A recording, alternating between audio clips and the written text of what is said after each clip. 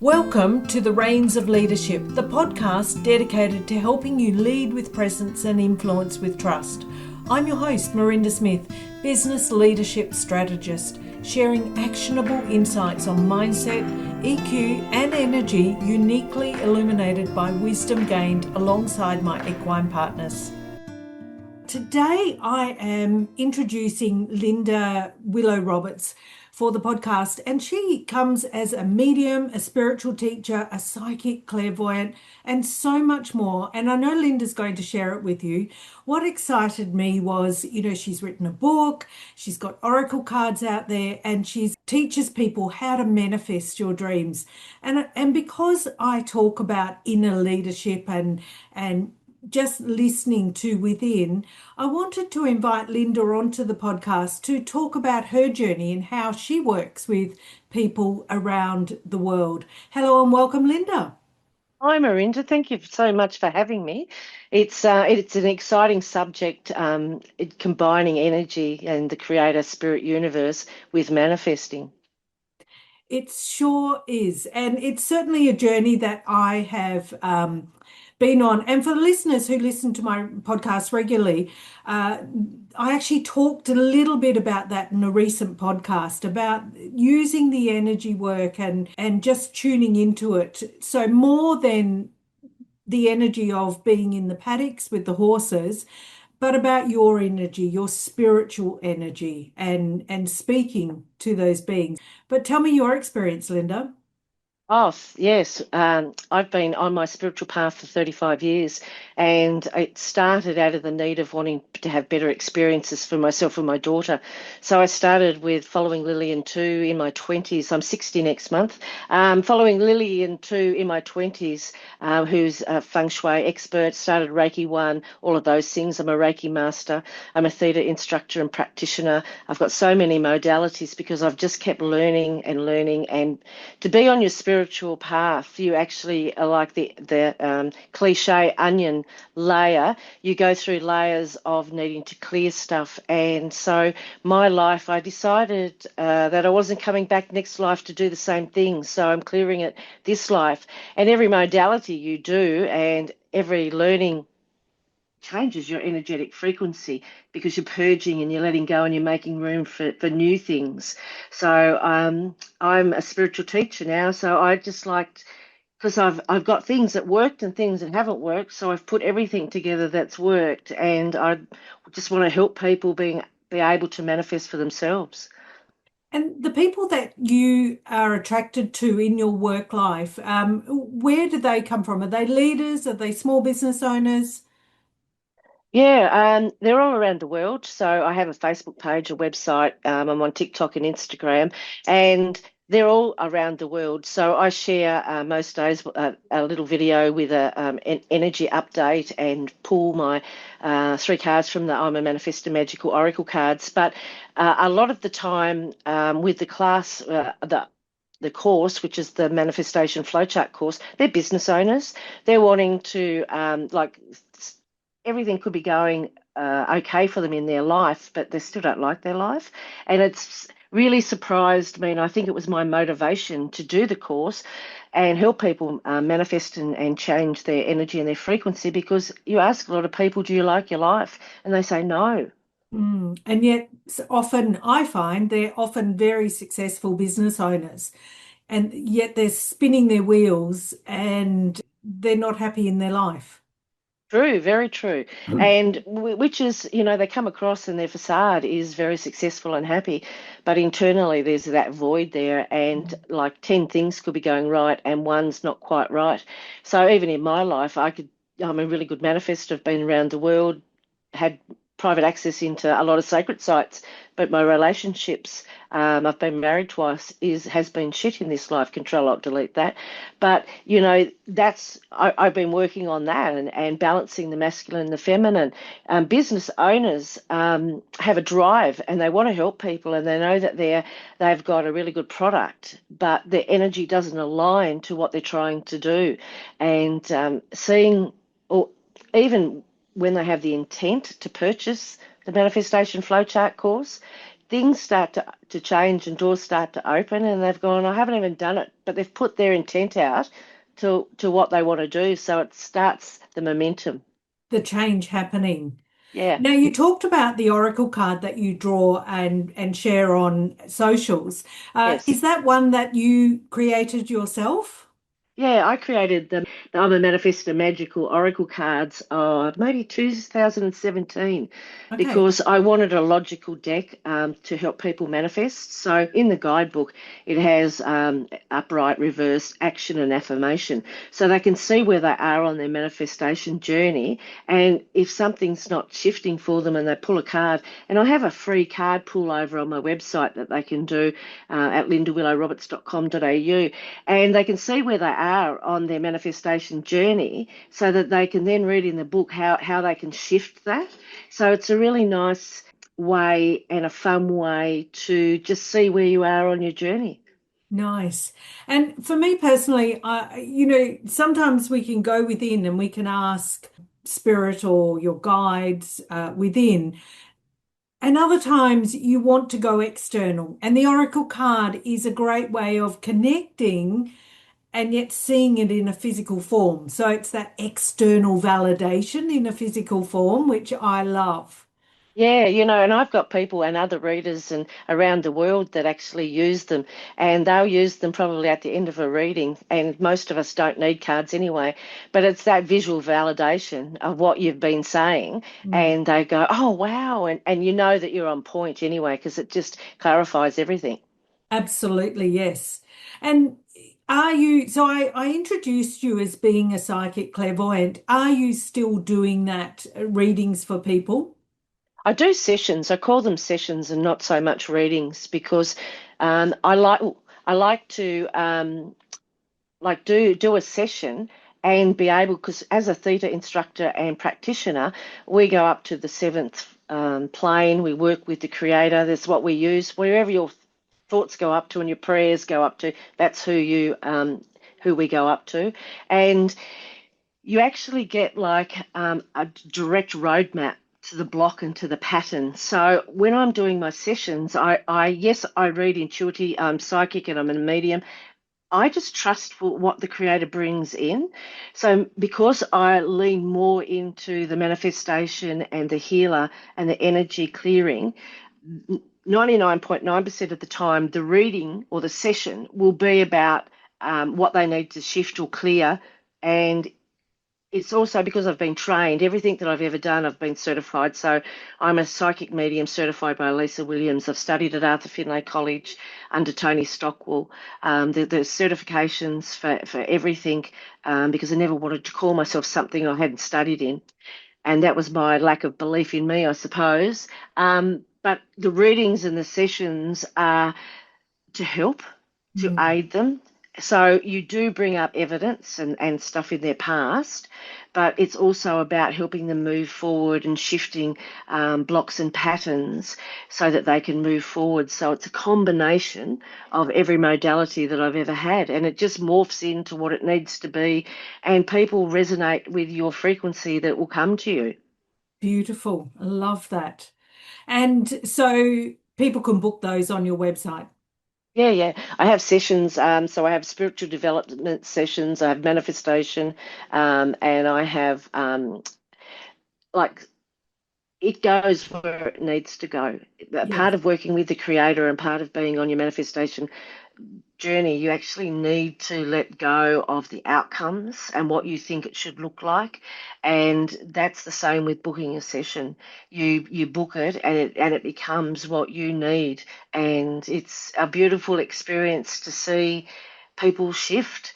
Even doing the course, I had a lady do the course and she got to the financial and career part and she put the intent out to have a look at her bills, try and save some money for the year. And next day, she received an email from Koshi's new financial show on Channel 7. And he offered to come and of course record it and come with his camera crew and go through her bills and help her with her budget. And he saved it. She said he saved me $2,000 a year and paid me $1,000 for doing it. So not only did I get my bills done and save money, but they paid me to do it. And she said, "This course is amazing." Fantastic. So, is there some way, something you could share in that manifestation area for the listeners, or just take them through something that Yep. you do that maybe they could apply into their lives as well? Yep. I have a strict, I trust the creator 100%. And most of the time when we're manifesting, we get in our own way. We have an idea of, like I just said, about the outcome and what we think it should look like.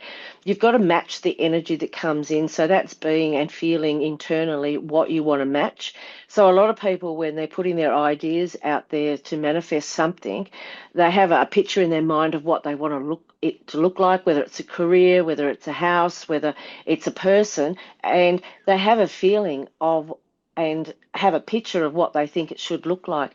Where really, if you go back into the feeling of what you want it to feel like, Mm, and you go that or something better, and mm, I know that it sounds a bit fluffy, but it's really not, because it's energy and frequency, and we've all made up of energy and frequency. And I share um, and demonstrate energy on stage, and I use water to do it.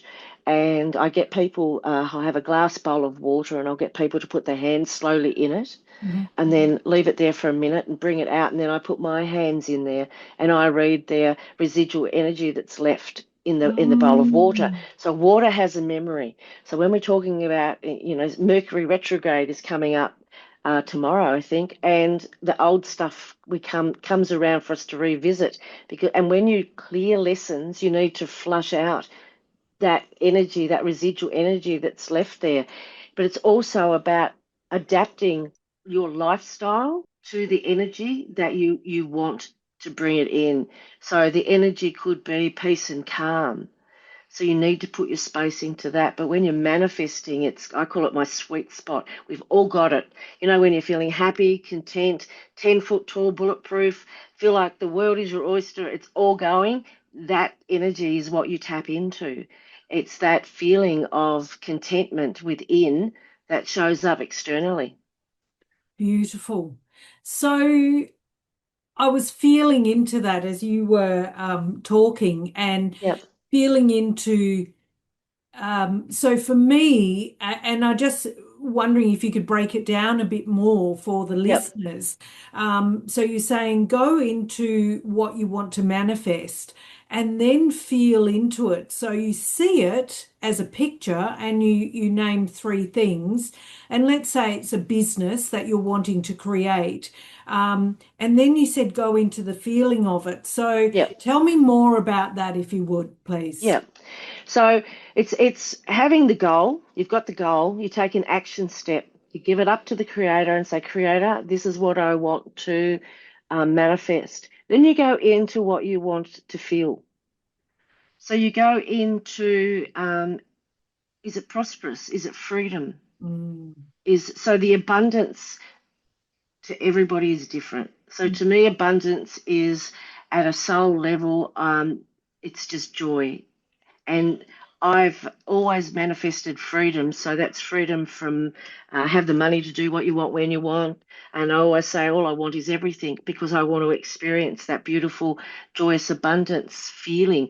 So when you're getting into the feels of what you want to attract, you actually need to do things and experiences to do that, because the creator knows there's no point just doing a vision board and having an affirmation.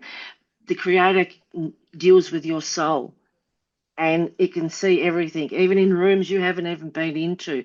So when you're manifesting, you actually need to feel that energy of what you want to bring in. So some people say it's fake it till you make it, but I don't think it is, because it's my belief system. I don't have any limitations, and theta healing certainly has helped me with that. And you get into that space of feeling it and doing exercises like to create momentum. I would go to the gym, get on the treadmill, go somewhere different I've never been before, because it brings you out of your head and back into your heart. And then you have the curiosity to look around in the now, in the present moment. So that to me creates momentum in my life, because I'm feeling it and I'm doing it. It's And taking me maybe, out of my, yeah, go on, sorry. no, I was just thinking maybe for those people that I work with, those leaders that are constantly on the go and Yes. trying to move through life by spinning their wheels. Yep. For them, it's maybe about creating space, would you say? Oh, yeah, and getting out of your head. Really, Yes. it's about playfulness. I've had some businessmen, and I've talked to them, and they go, "Oh, I'm not really spiritual and into all of that stuff." And I've gone, if you're doing something big in your business and you have a gut feeling it's not like, oh, it's not right, would you cancel it? And they said yes. And I said, there you go, that's your intuition. Mm. So we're so trained when we're so small to read a room, but we look for the negative. Mm. And people don't realize that we can learn to read that room, to read those things and feel the positive. So when you're up in your head all the time and you're spinning your wheels, that's when you let it go and have some fun. You stop thinking about it and you go and do something that you really enjoy and not self-sabotage your stuff because the dopamine fix, leaves you wanting more. We're after the serotonin, that fix, that long lasting, that goal setting, that solid foundation. So when you're spinning your wheels, forget about it for a couple of days or a couple of hours or however long you've got and really just go and do something that you enjoy at a soul level. And you'll find that the momentum and the steps will automatically just turn up because Mm. you stop thinking about it. Nice, nice. Mm. So it is about creating that space. And I picked up masculine energy. And I think that is, some female leaders feel they have to draw on their masculine energy to show up in the workplace or in their business because they've been shut down as being a female for whatever reason. Yeah, I pay a lot of attention to balancing my masculine and my feminine energy from a manifesting perspective. When we're males are doers, they just go out there and they're working and that's how they get things. They work hard. But females, when you're manifesting, females are the attractor. Mm. It's the sitting back and allowing it to come. So it is, I'd have to say it's very important to balance your masculine and your feminine so that because when you are going out there and you're setting your goal and you're doing the action, you're in your masculine. And when you are in your feminine energy, it's a more relaxed and nurturing. So you're in that energy feeling like, you bring it in, I can accept this, I can receive this. So that's start of self love is honoring the giving, the receiving, the masculine, the feminine. And because I've been married twice and I have been a single mother at stages, I had three jobs at one stage paying the mortgage, and so I was in my masculine. Mm. And I can Leo Sag, I'm very logical, and I can be in that masculine energy, but I also now I don't know whether it's my age and I've turned into the crone and I'm nearly 60, whether I've liked being into that nurturing, receiving subtle energy that is giving to myself and allowing things to come in and not striving all the time for it. There's got to be that balance. You haven't said it yet. I'm tuning into some totems. Do you work with totems? Love them, absolutely love them. I've got a picture I've taken. So I live in Queensland now, but I am a Tasmanian. And years ago, I was out on an excursion to a place called Liffey Falls, and I took a photo, and it was the trees behind. And I get a lot of things in my photos, a lot of orbs, a lot of pictures, and basically when I need to see them too, or everybody else does. And I look at my photos, and when I know that there's something in it shows a blue hue. And Mm. so I blow them up. And I have a picture of some of my totems up in the trees. And there was a bear and a merlin and an Indian. But everybody I ever go to, if you go, like the last month, I've been to two conventions and conferences, and one was the Afterlife Convention in Sydney, and they had a spirit guide drawer there, painter, and then I went to Harmony Soul Festival in Brisbane, and I was there as well. And they have people there that draw and paint your totem animals, and every time I go, they go, "Oh, I've got a bear," and I've got, yeah, I know about the bear. I've actually, people have pictured the bear. So you do have different totem animals that surround you and support you. You don't just have one or two, you have oodles.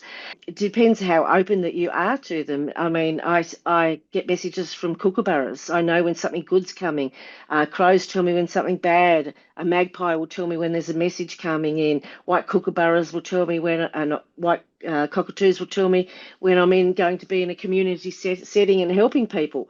So the more open that you are to those sorts of things, the more that you will see. They interchange with whatever you're doing. So if you're looking at frequency, and I think that's why I've done so many modalities, is because as humanity has raised their vibration, so have I.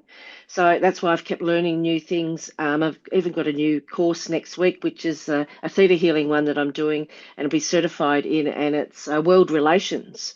And so when you're traveling around the world, it doesn't matter what culture you're in, you still get totem animals coming in. I've got a beautiful story about being at Delphi, and Delphi is where Apollo's temple is in Greece. And it was just absolutely beautiful. And it's where the world's oracle was, but it has the world's belly button, is what they call it. It's a big stone.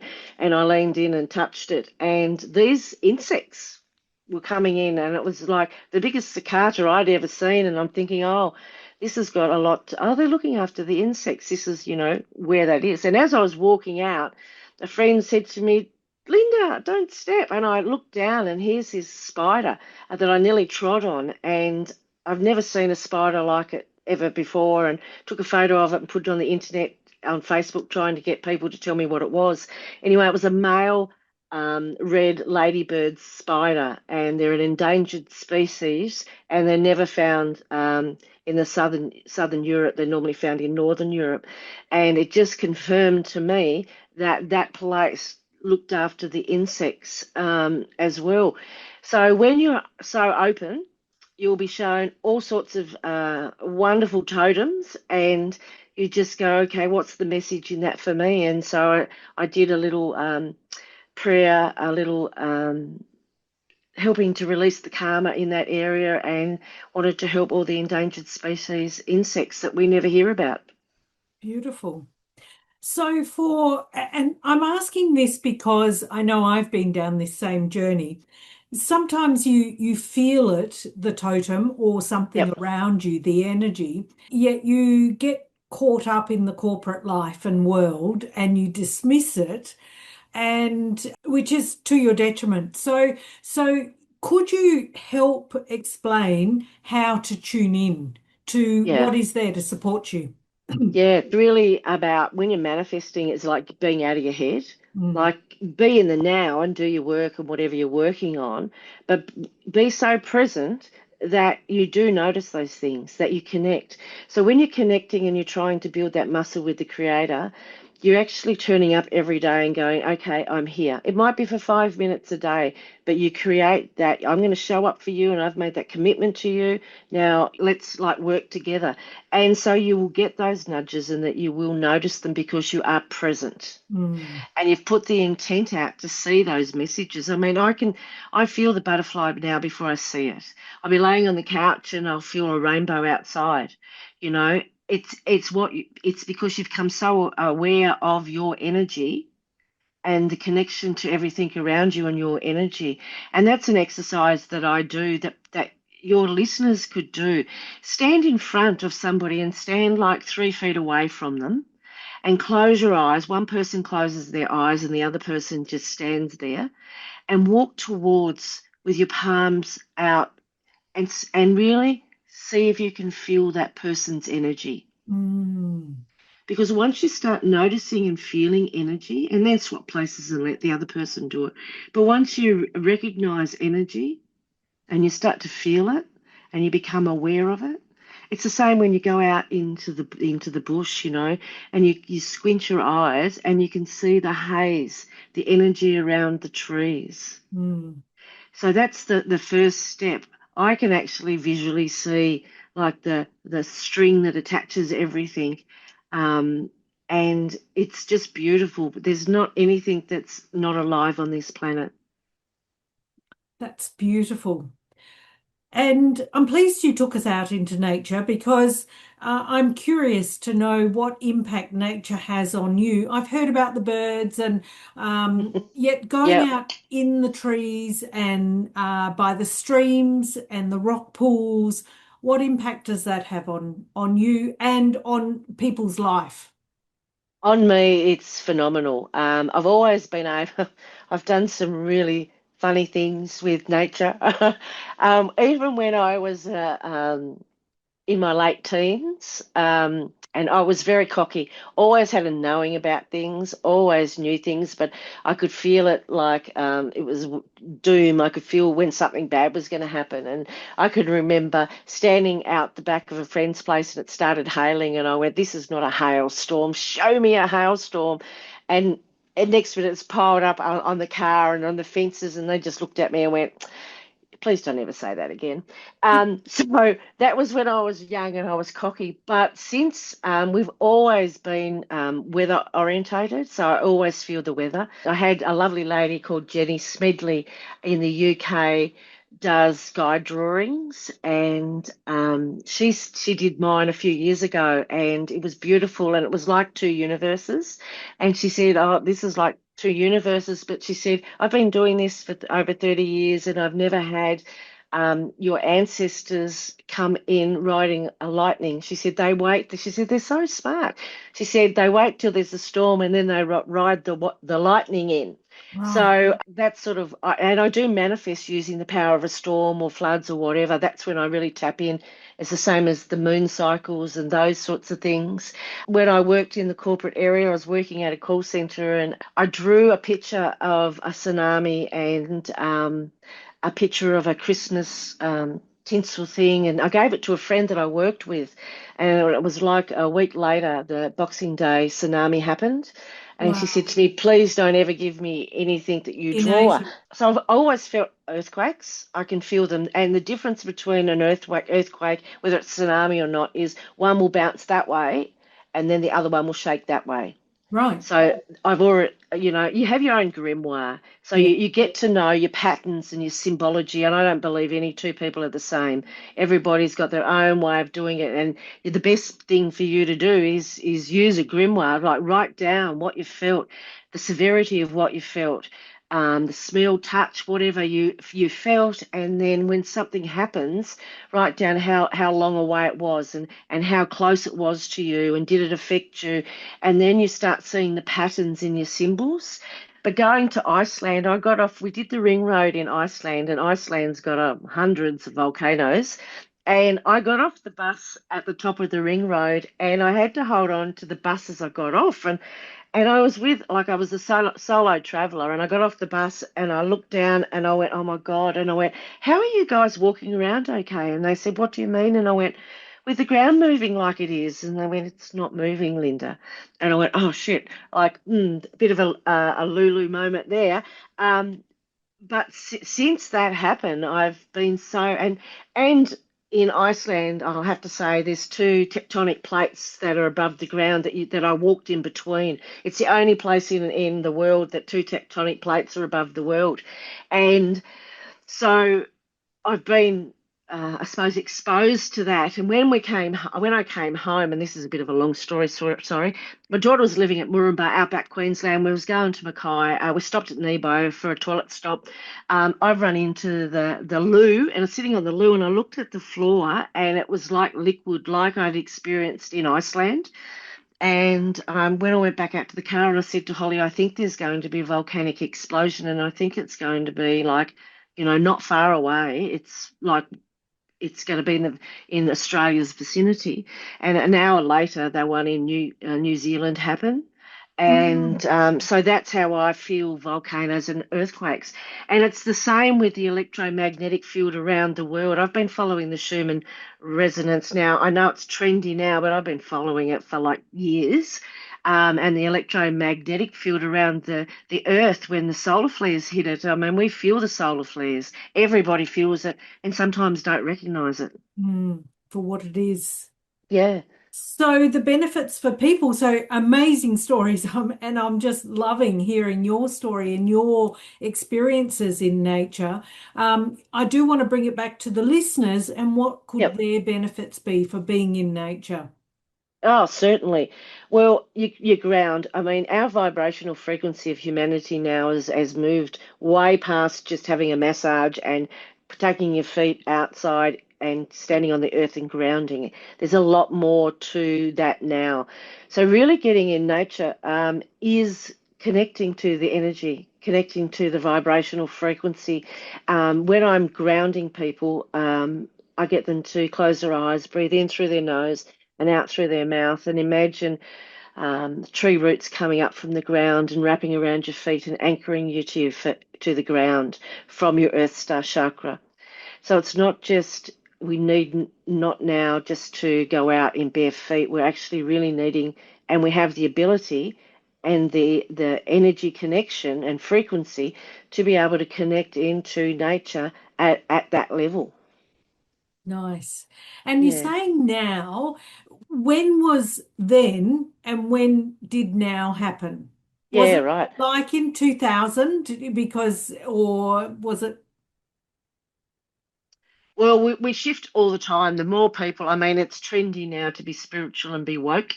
Um, which I felt and happened in the year 2000. From then on, it started shifting. I'm not sure if that is correct, but that's sort of what I was picking up. I felt 2012. Okay. I had the need to in 2012 to go to the Sunshine Coast up to the Glasshouse Mountains.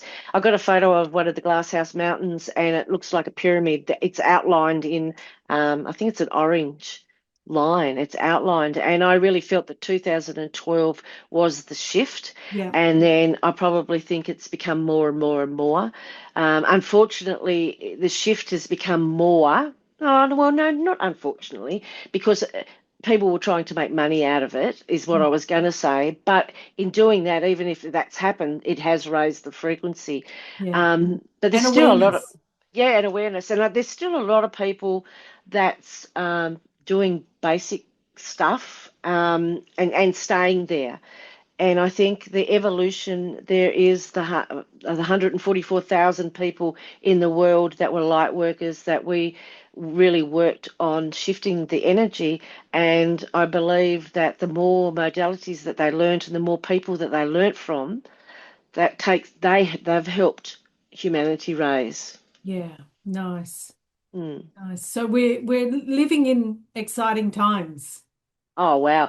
Like just the planets at the moment. We've got four retrogrades at the moment, but the Mm. planets have moved into signs and the configuration of it we've never been alive for. Yeah. Wow.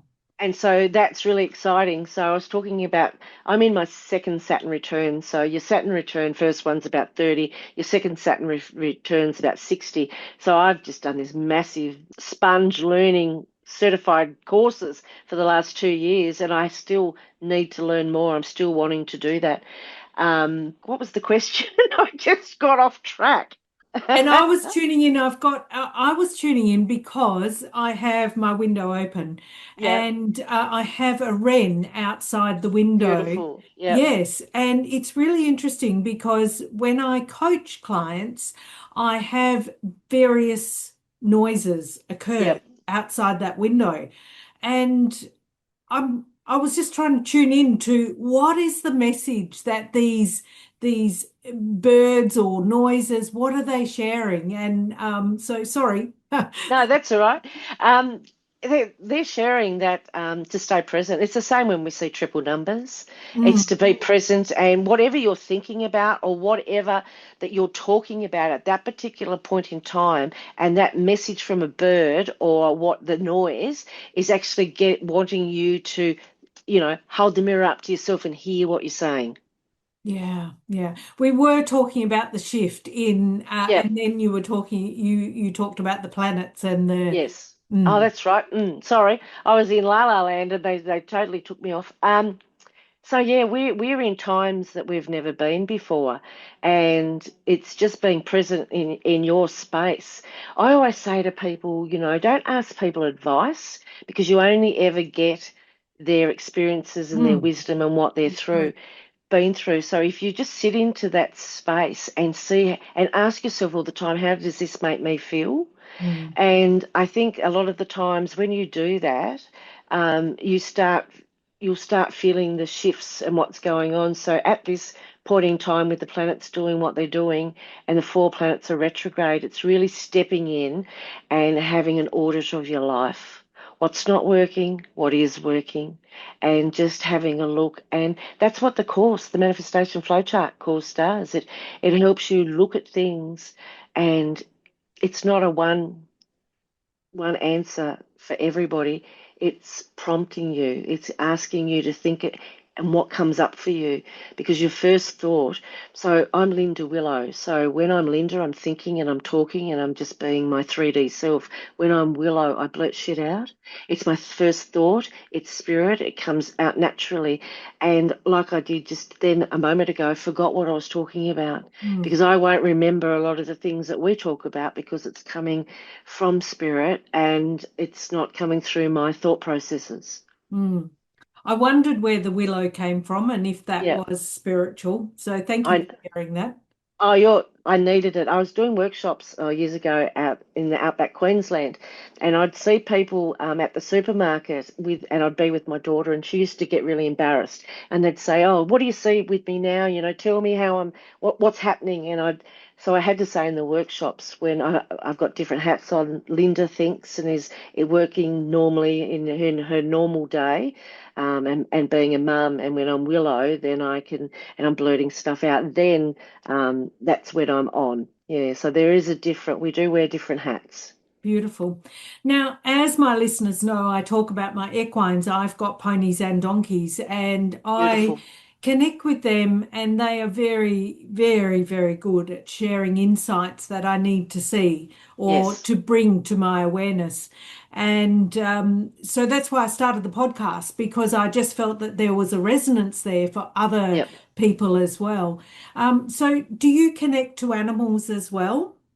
Absolutely. I can have conversations with them. Um, I like to know what their name is, what their past lives were. Sometimes I'll look at a dog or a cat and I'll see this really quite feminine, serious person, or you could look at another dog I looked at the other day and I thought, oh, you're you were from where did I get from England, and he was a very proper gentleman, and you could see in the way that he pranced around, and we had a bit of a conversation with that, and it's beautiful. But remember that you need the energy to go back to them. So sometimes when we're talking to somebody or we're working with animals or whatever, at the end of the conversation, I'll think in my head, I give back to you that is yours with love and light, and I take back from you that is mine with love and light. So the energy goes back. So animals need that as well. Mm, You'll often see a dog will go over and lick somebody's leg if they've got something wrong with their leg. mm. They have this sense of feeling what's going on with you. I don't know how many times, like I said, I haven't had good relationships, and I'll go to the beach to recharge, and a dolphin will turn up, Yeah. and they're about freedom and peace and those sorts of things. And it's the same with all animals. They have that innate feeling of when you need them. And just remember to honor their energy as well and give it back to them. Beautiful. I interviewed a lady, Amanda Held, a few weeks back, and she works in the US with equines and veterans, war veterans, and Yep. she has done that for years. And she's noted parts of the body that the horses will touch, as you were saying, the dog licking your leg, Yep. and the parts of the body reflect parts of your life. And so Yes. she's mapped it out through all the years of her working within those workshops. And Beautiful. so, yeah, exactly, which she was saying just enables her participants to go so much deeper because and as she said, if they touch you on your right arm, then that means whatever it means. Yep. And she can then zone in on that straight away. Where are you in your relationship or whatever that Yep. part is? So, yeah. Yep. Mm, It's the same with theta, being a theta practitioner and instructor. We've got, and Louise, hey, Louise always talked about what parts of the body and illness and what it resonated with, and theta is the same. And to have that connection to go, okay, that the animal is going to that part. Where is that in me? Where's the emotion connected to that? What happened? When did I feel that? When was the first time in this life, even though we can do past lives and DNA, where was the first time I felt that in my life? And that's half of elevating and changing frequencies, but making that void within you go is when you do that purging. And if we could help animals and they can help us, it's nature, isn't it? It's everything, every living thing. Absolutely. This has been such an interesting conversation.